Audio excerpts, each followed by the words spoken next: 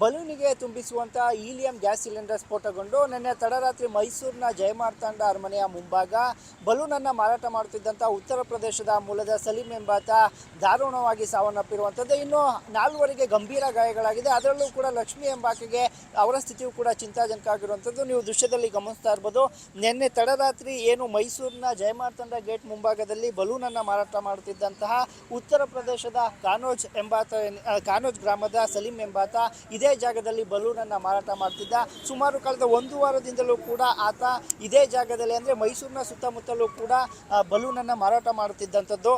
ಕಳೆದ 1 ವಾರದ ಹಿಂದಷ್ಟೇ ಆತ ಉತ್ತರ ಪ್ರದೇಶದಿಂದ ಬಲೂನನ್ನು ಮಾರಾಟ ಮಾಡಲೆಂದೇ ಮೈಸೂರಿಗೆ ಬಂದಿದ್ದಂಥದ್ದು. ನಿನ್ನೆ ತಡರಾತ್ರಿ ವರಹ ಗೇಟ್ ಮೂಲಕ ಅಲ್ಲಿಂದ ಬಲೂನನ್ನು ಮಾರಾಟ ಮಾಡ್ತಾ ಆತ ಮೈಸೂರಿನ ವಸ್ತು ಪ್ರದರ್ಶನದ ಆವರಣಕ್ಕೆ ಬರ್ತಾನೆ. ಅಲ್ಲಿಂದ ಬಲೂನನ್ನು ಮಾರಾಟ ಮಾಡಿಕೊಂಡು ಅರಮನೆಯ ಮುಂಭಾಗ ಜಯಮಾರ್ತಾಂಡ ಗೇಟ್ ಏನಿದೆ ಇದರ ಮುಂಭಾಗ ಬರುವಂಥದ್ದು. ಇಲ್ಲಿ ಬಂದಂಥ ಸಂದರ್ಭದಲ್ಲೂ ಕೂಡ ಸುಮಾರು 3 ರಿಂದ 4 ಜನ ಆತನಿಂದ ಬಲೂನನ್ನು ಖರೀದಿ ಮಾಡ್ತಾರೆ.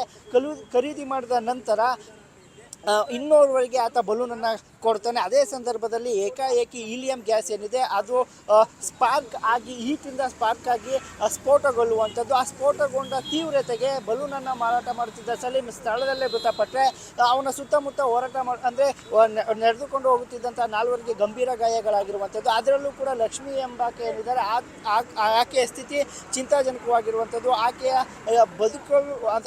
ಆಕೆಯನ್ನು ಬದುಕಿಸಿಕೊಳ್ಳಲು ಕೂಡ ವೈದ್ಯರು ಹರಸಾಹಸವನ್ನು ಪಡ್ತಾ ಇದ್ದಾರೆ. ಮತ್ತೊಂದು ಕಡೆ ಇನ್ನು 3ವರು ಏನು ಸಾವಿನಿಂದ ಪಾರಾಗಿರುವಂಥದ್ದು. ನಿನ್ನೆ ತಡರಾತ್ರಿ ಆದಂಥ ಈ ಘಟನೆ ಏನಿದೆ ಇದು ನಿಜಕ್ಕೂ ಕೂಡ ಮೈಸೂರನ್ನು ಬೆಚ್ಚಿ ಬೀಳಿಸಿರುವಂಥದ್ದು. ಯಾಕಂತ ಹೇಳಿದ್ರೆ ಸಾಮಾನ್ಯವಾಗಿ ಮೈಸೂರು ಅಂತ ಹೇಳಿದ್ರೆ ಪ್ರವಾಸಿಗರ ತಾಣ, ಅದರಲ್ಲೂ ಕೂಡ ನಿನ್ನೆ ಕ್ರಿಸ್ಮಸ್ ಬೇರೆ, ಜನಸಂದಣಿ ಜಾಸ್ತಿ ಇರುತ್ತೆ. ಇಂತಹ ಸಂದರ್ಭದಲ್ಲಿ ಅಚಾನಕ್ಕಾಗಿ ಹೀಲಿಯಂ ಗ್ಯಾಸ್ ಸ್ಫೋಟಗೊಂಡರ ಪರಿಣಾಮ 4ವರಿಗೆ ಗಂಭೀರ ಗಾಯಗೊಂಡು ಓರ್ವ ಸಾವನ್ನಪ್ಪಿರುವಂಥದ್ದು. ಸದ್ಯ ಸ್ಥಳಕ್ಕೆ ನಿನ್ನೆ ತಡರಾತ್ರಿ ಸೋಕೋ ಟೀಮ್ ಇರ್ಬೋದು, FSL ತಂಡ ಇರ್ಬೋದು, ಎಲ್ಲರೂ ಕೂಡ ಬಂದು ಅಂದರೆ ಸ್ಥಳ ಪರಿಶೀಲನೆಯನ್ನು ಮಾಡಿದ್ರು.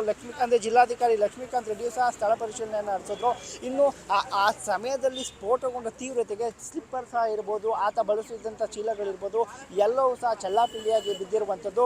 ಇನ್ನು ಆತನ ದೇಹ ಸಹ ಏನೋ ಮಾಂಸದ ಮುದ್ದೆ ಅಂತಾಗಿತ್ತು. ಈ ಹಿನ್ನೆಲೆಯಲ್ಲಿ ಆತನ ಮೃತದೇಹವನ್ನು ಮೈಸೂರಿನ KR ಆಸ್ಪತ್ರೆಗೆ ರವಾನಿಸಲಾಗಿರುವಂಥದ್ದು.